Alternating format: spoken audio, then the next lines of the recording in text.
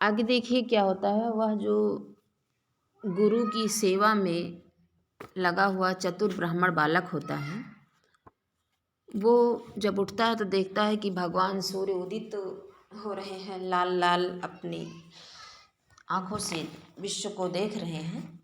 तो भगवान सूर्य का सुंदर और मनोहारी चित्रण किया उसने सबसे पहले, और बताया कि भगवान सूर्य के माध्यम से संसार में क्या क्या होता है, कैसे हैं भगवान सूर्य। और आगे फिर उसने क्या कहा कि अहो चिररात्राय सुप्तो अहम, अहो चिररात्राय सुप्तो अहम, स्वप्नजालपरतन्त्रेणैव महान् पूर्णमयः समयो अतिवाहितः। वो विप्रवटु जो बालक है वो क्या कहता है कि अहो चिररात्राय सुप्तो अहम, अहो अरे खेद है कि मैं चिररात्राय सुप्तो अहम, बहुत देर तक सोया।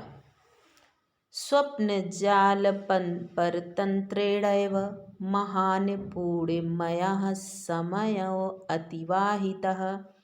स्वप्न जाल पर तंत्रेणैव, कहते ना लोग कहते आज देर से नींद खुली क्योंकि सब कोई सपना देख रहे थे। तो उसी तरह से वो बालक क्या कर रहा है कि स्वप्न जाल पर तंत्रेणैव, स्वप्न की जाल में फंसकर ही मैंने महान पूर्णमया समयो अतिवाहिता, मैंने इस महान पूर्णमय समय को यूं ही व्यर्थ बिता दिया।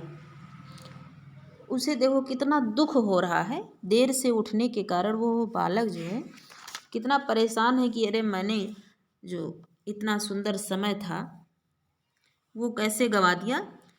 तो बताया कि स्वप्न जाल पर तंत्रे, स्वप्न अर्थात निद्रा रूपी जाल यानी स्वप्न जाल के परतंत्र अधीन होकर ही मैंने महान पूर्णमयो समय अतिवाहिता, इस महान पूर्णमय समय को व्यर्थ में ही गंवा दिया। अच्छा, वो देर से उठा क्यों? क्योंकि वो क्या बता रहा है कि अहो चिर रात्राय सुप्तो अहम, अहो चिर माने देर, रात्राय माने रात से, देर रात से सोने के कारण, देर वो सोया कैसे, रात में देर से सोया, और देर रात से सोने के कारण क्या हुआ कि उसकी आँख नहीं खुली। दूसरा कारण क्या था कि स्वप्न जाल पर तंत्रेण, वो स्वप्न जाल के अधीन हो गया था, इसलिए उसने इस महान पूर्णमय समय को व्यर्थ में बिता दिया।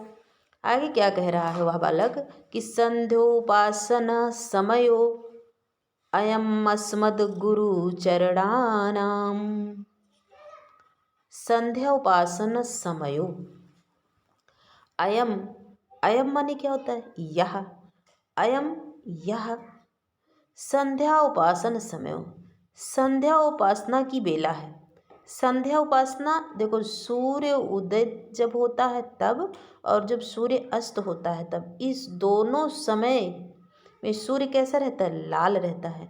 तो दोनों समय की बेला को क्या कहते हैं, संध्या।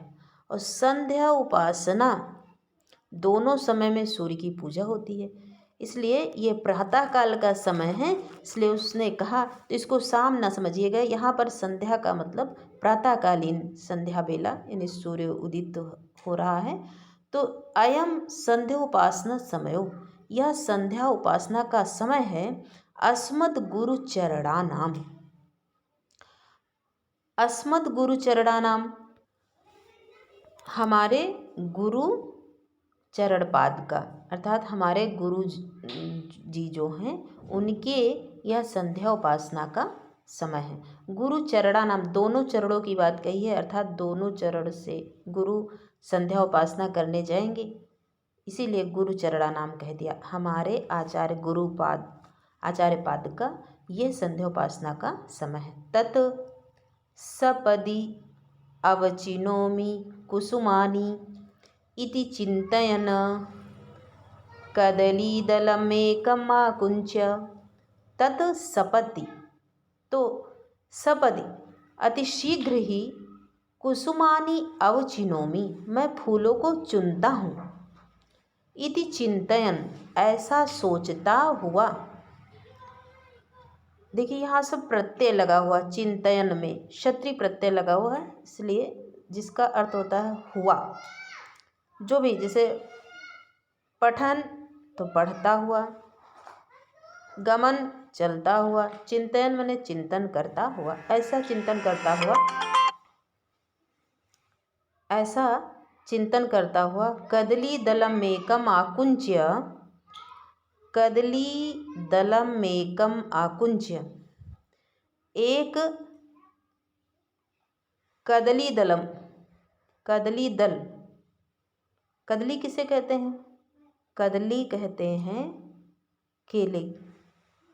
तो केले के पत्ते को आकुंच माने तोड़कर, तृण शकलैहि संधाय, शकलैहि तृण सकल संधाय, उसको चारों तरफ से तिनके से बांधकर, पुटकम विधाय, एक पुटक पोटली बनाकर, पुष्पम अवचयम कर तुम मारे भी, पुष्प चुनना प्रारंभ कर देता है।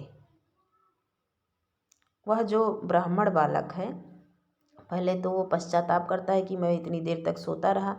क्यों पश्चाताप करता है? क्योंकि ये भगवान सूर्य उदित हो गए हैं और ये संध्या उपासना का समय है हमारे गुरुपाद का, तो इसलिए वो बहुत जल्दी क्या करता है, ऐसा सोचते हुए अतिशीघ्र मुझे फूल चुन लेना चाहिए, ऐसा सोचकर वो केले के पत्ते को तोड़कर उसमें चारों तरफ से तिनका लगाकर उसे एक पुटक बनाता है, जिसे दोना कहते हैं।